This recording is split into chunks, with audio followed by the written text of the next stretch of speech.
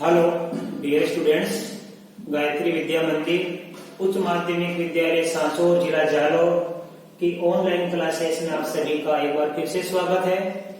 प्रिय विद्यार्थियों, मैं अनिल कुमार सोनी, कक्षा 8 विषय गणित अध्याय 5 आंकड़ों का प्रबंधन प्रश्नावली 5.3 के सवाल आज आपको हल करूंगा। प्रिय विद्यार्थियों, आज हम इसमें सीखेंगे प्रायिकता के बारे में। प्रायिकता क्या होती है? किसी घटना के घटित होने की संभावना को हम प्रायिकता कहते हैं। प्रायिकता मतलब संभावना, राइट। प्रायिकता का सूत्र होता है घटना के अनुकूल परिणामों की संख्या बटा घटना के प्रयोग के कुल परिणामों की संख्या। देखो हमारा पहला सवाल क्या है, निम्न प्रयोग के परिणाम लिखिए। ये हमारे पहिया है जिसमें क्या लिखा है, ए 2 बार है, बी 1 बार, सी और डी भी 1 बार, राइट। तो जब हम पहिए को घुमाएंगे तो पहिया धीरे होते होते रुक जाएगा। तो कहीं ना कहीं जो सूचक आएगा वो कहां रुकेगा। अब कौन कौन से परिणाम प्राप्त होंगे पहिए को घुमाने पर? तो पहिए को घुमाने पर परिणाम प्राप्त होगा एक तो या तो हमको ए, एक बी, एक सी और एक डी। ये ए बी सी डी हमको परिणाम प्राप्त होंगे, आंसर। इसका मतलब ये आंसर है। दो सिक्कों को एक साथ उछालने पर, अब देखो बच्चों, सिक्के के दो पक्ष होते हैं, हेड और टेल। हेड को बोलते हैं चित और टेल को बोलते हैं पट। सिक्के का ऊपरी हिस्सा हेड कहलाता है, नीचे का हिस्सा क्या कहलाता है? टेल कहलाता है। ऊपर का चित, नीचे का पट। तो देखो दो सिक्कों को एक साथ उछालने पर क्या क्या होता है, ध्यान देना। 4 परिणाम प्राप्त होते हैं। एक कंडीशन, दूसरी कंडीशन, तीसरी कंडीशन और ये चौथी। या तो क्या हो सकता है कि पहले सिक्के पर एज और दूसरे पर भी क्या आएगा, एज, यानी दोनों पर हेड आ जाएगा। हम दो सिक्के उछाले, हम देखेंगे कि पहले पर एज और दूसरे पर भी क्या आ गया, एज आ गया। ये संभावना बन सकती है। या क्या संभावना बन सकती है, दोनों सिक्कों पर टेल आ सकता है। एज का मतलब हेड, टी का टेल। या पहले सिक्के पर एज और दूसरे पर टेल लिखा हुआ आ सकता है। या पहले सिक्के पर टेल और दूसरे पर एज। तो ये 1 2 3 4 परिणाम प्राप्त होते हैं। इनको कितने परिणाम प्राप्त होते हैं बच्चों? 4 परिणाम प्राप्त होते हैं, राइट। नंबर 2, एक पासे को फेंकने पर निम्न घटना से प्राप्त परिणामों को लिखिए। तो एक पासे पर 6 को होते हैं। 6 इसके होते हैं, 6 तरफ से एक तरफ 1, एक तरफ 2 3 4 5 6। तो एक पासे को फेंकने पर, एक पासे को फेंकने पर 6 परिणाम प्राप्त होते हैं। कौन कौन से प्राप्त होते हैं? 1 2 3 4 5 6 ये परिणाम प्राप्त होते हैं। कुल मिलाकर 6 परिणाम प्राप्त होते हैं। पासे को उछालेंगे, हम देखेंगे तो या तो 1 लिखा हुआ आएगा, या 2 3 4 5 6, इन्हीं में से कोई भी लिखा हुआ आएगा। इनके अलावा कोई आ नहीं सकता, क्योंकि पास से यही 6 अंक लिखे हुए होते हैं। अब देखो प्रश्न के उत्तर देने, एक अभाज्य संख्या। अब इनमें से हम अभाज्य संख्या छाटेंगे। देखो अभाज्य संख्या कौन सी है? 2 किसे कहते हैं? वह संख्या जिसमें स्वयं के अतिरिक्त 1 का भाग जाता है, अन्य संख्या का भाग नहीं जाता है। तो 2 में किसी का भाग नहीं जाता, 2 के अलावा 3 में भी नहीं जाता और 5 में भी नहीं जाता। तो आंसर आ गया अभाज्य संख्या का परिणाम क्या होगा? 2 3 5 आ सकती है। इनमें से अभाज्य संख्या कौन कौन सी आ सकती है? 2 3 5। एक अभाज्य संख्या नहीं, तो बाकी जो बच गई, देखो बच्चों, ये 2 ये 3 ये 5 तो क्या अभाज्य संख्या है? बाकी जो बच गई वो अभाज्य संख्या नहीं है। 1 4 6। तो 1 4 6 परिणाम प्राप्त हो गया। देखिए तो दूसरा, 5 से बड़ी संख्या। अब 5 से बड़ी संख्या कौन सी है? 6। तो 6 आ सकता है। इसका दूसरा क्या है? 5 से बड़ी संख्या नहीं, तो देखो ये 5 से बड़ी संख्या 6 है, बाकी ये 5 4 3 2 1, ये 1 से लेके 5 तक क्या है, 5 से बड़ी संख्या नहीं है। तो लिखेंगे 1 2 3 4 5, ये इसका आंसर आ गया। ये परिणाम प्राप्त होंगे हमको। अब देखो बच्चों अच्छे से समझना, ये आपका दूसरा सवाल भी हो गया। अब तीसरा, ज्ञात कीजिए इसका पहला प्रश्न ए। प्रश्न 1A में ये एक कहां है हमारे पास, ये रहा 1A। इसमें सूचक डी के रुकने की प्रायिकता, ये सूचक डी कितनी बार आया, एक बार। कितनी बार आया, एक बार। कुल परिणाम कितने, 1 2 3 4 5। इन 5 में से ए तो कितनी बार है, 2 बार आता है, बी एक बार, सी एक बार, डी एक बार। तो सूचक डी के रुकने की प्रायिकता क्या होगी, सूचक डी तो एक बार ही आता है, कितने में से आता है, 5 बार में से। ये 5 संभावना है, 5 में डी एक बार आ सकता है। तो सूचक डी के रुकने की प्रायिकता क्या होगी बच्चों, ये होगी 1/5। सूचक डी के रुकने की प्रायिकता क्या होगी, 1/5 होगी। ठीक है। अब देखो 52 ताशों की गड्डी से एक इक्का निकलने की प्रायिकता ज्ञात कीजिए। बेटा 52 ताश है, ताश के कुल कितने पत्ते होते हैं, 52 पत्ते होते हैं, राइट। और एक इक्का, ताश की गड्डी को हम अच्छी प्रकार फेंट देंगे और फेंटने के बाद एक पत्ता निकालेंगे। वो पत्ता एक इक्का हो सकता है, क्या हो सकता है, कोई पत्ता हो सकता है, लेकिन इसमें क्या पूछा गया है कि वो पत्ता क्या हो सकता है, इक्का। इक्का होने की प्रायिकता ज्ञात कीजिए। तो कुल पत्ते कितने, 52, तो कुल परिणाम भी कितने हो गए, 52 हो गए। इक्का कितना होता है, 4। ईंट का इक्का, लाल पान का इक्का, भूकंप का इक्का और चिड़ी का इक्का, 4 इक्का होते हैं। तो 4 इक्का में से कोई सा भी इक्का निकल सकता है। कुल पत्ते कितने, 52। तो इन 52 पत्तों को एक साथ पीसेंगे, फेंकेंगे अपन, तो कौन सा इक्का निकल सकता है, 4 इक्कों में से कोई भी इक्का निकल सकता है। तो प्रायिकता कितने की, इक्का निकलने की, इक्का कितने होते, 4। तो प्रायिकता होगी 4/52, 4/52। तो यहां लिखेंगे 4/52। अभी करती है दोनों, 4 एकम 4 और 52 में 4 का भाग हो जाता है 13 बार, तो 1/13 आ गया प्रायिकता, इक्का निकलेगी।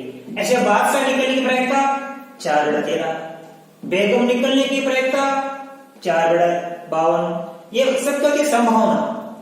कुल 52 पत्तों में से प्रत्येक पत्ता कितनी बार आता है, 4 बार। हर पत्ता 4 बार होता है। अब देखो हमारे पास एक आकृति बनी है, इसमें देखो ये G for green, R for red. 2 प्रकार के सेब हैं, ग्रीन और रेड। तो यहाँ कुल सेब कितने, 1 2 3 4 5 6 7 सेब है।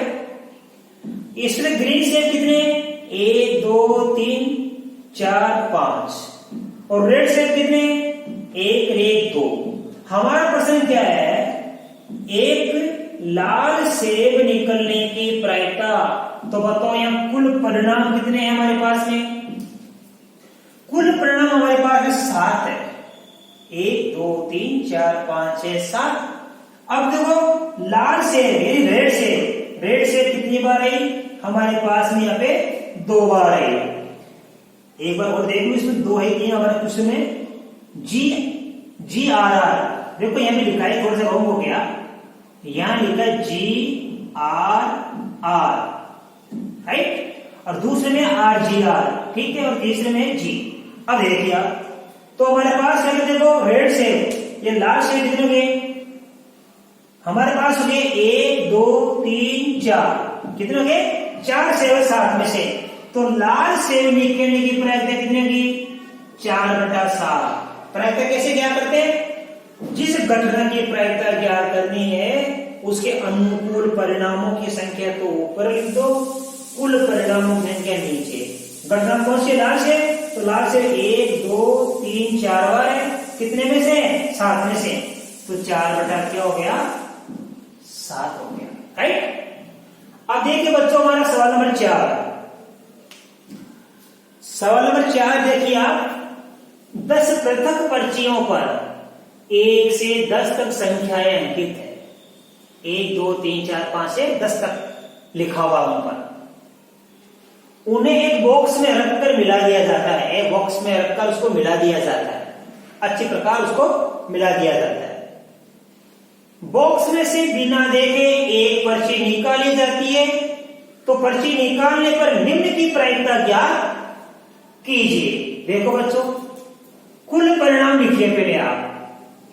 बॉक्स में जो पर्चियां रखी, उन पर्चियों पर क्या क्या लिखा है? कुल परिणाम हमारे पास कौन कौन से बच्चों? 1 2 3 4 5 6 7 8 9 10 10 परिणाम है कुल।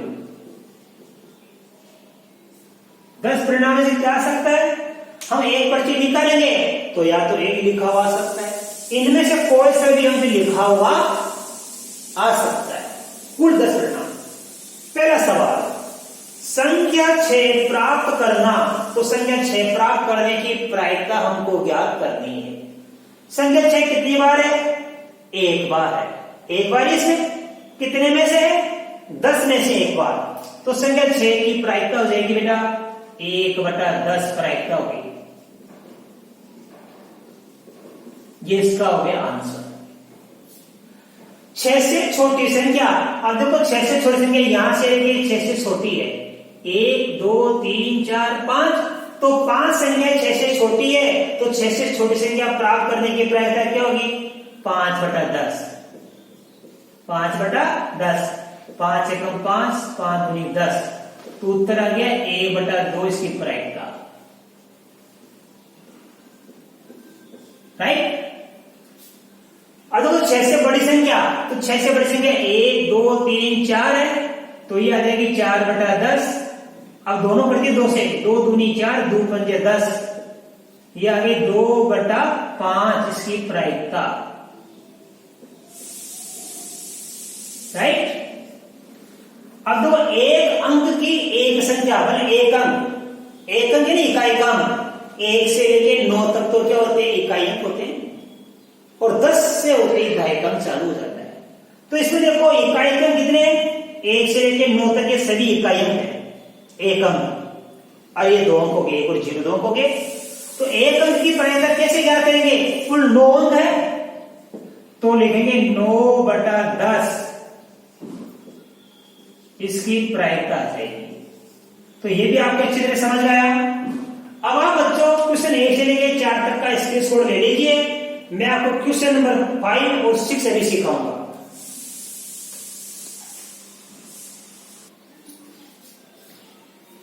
देखिए बच्चों, क्वेश्चन नंबर 5 इसमें लिखा है, यदि आपके पास 3 हरे तिरछे खंड, 1 नीला तिरछे खंड और 1 लाल तिरछे खंड वाला एक घूमने वाला पहिया है, तो एक हरा तिरछे खंड निकलने की प्रायिकता ज्ञात कीजिए और एक ऐसा तिरछे खंड प्राप्त करने की प्रायिकता ज्ञात कीजिए जो नीला तिरछे खंड नहीं हो। ठीक है, देखो बच्चों, सबसे पहले हम इन तिरछे खंडों का कुल योग कर लेंगे। कुल परिणाम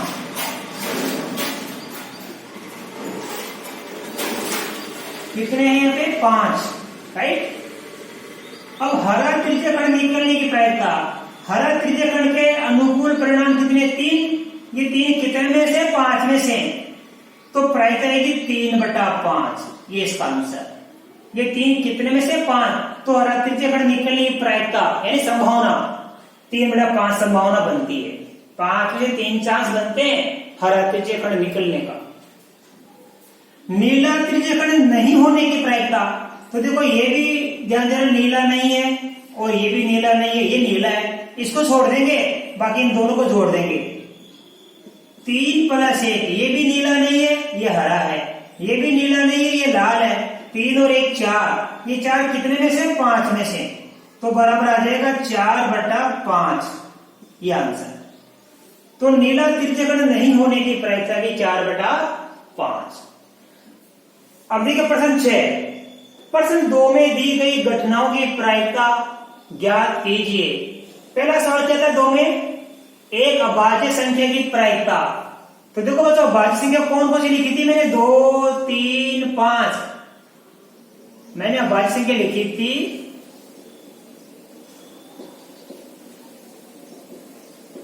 2, 3, 5, ठीक है। तो प्रायिकता कितनी हो जाएगी, 1, 2, 3 संख्या है 6 में से, तो उत्तर आएगा 3/6। 3 एकम 3, 3 दूनी 6, 1/2 आंसर आ गया। एक अभाज्य संख्या नहीं होने की प्रायिकता कौन कौन सी थी, जो अभाज्य संख्या नहीं थी, 1, 4, 6, ये अभाज्य संख्या नहीं थी। तो इन संख्याओं के निकलने की प्रायिकता क्या आएगी, ये भी 1, 2, 3 बार आई, तो 3/6, 3 एकम 3, 3 दूनी 6, 1/2 आएगी प्रायिकता। 5 से बड़ी एक संख्या कौन सी आई थी हमारे पास, 6 आई थी। कितनी बार है, 6 एक बार है, तो प्रायिकता कितनी होगी, 1/6, क्योंकि 6 तो क्या कुल परिणाम, तो 1/6 इसकी प्रायिकता हो गई। 5 से बड़ी संख्या नहीं होने की प्रायिकता, तो 5 से बड़ी संख्या कौन कौन सी नहीं थी हमारे पास, 1, 2, 3, 4, 5, ये 5 से बड़ी संख्या नहीं है। तो कितने परिणाम है ये, 1, 2, 3, 4, 5 परिणाम है, कितने में से ये, 6 में से है, तो प्रायिकता होगी 5/6। इस प्रकार मैंने आपको ये प्रश्न 5.3 के पूरे सवाल आज आपको हल करवा दिए, और मैं आशा कर सकता हूं कि आपको ये प्रश्नावली बड़ी अच्छी तरह से समझ में आई होगी बच्चों। बाकी कल मैं आपको नए वीडियो में नई प्रश्नावली हल कराऊंगा।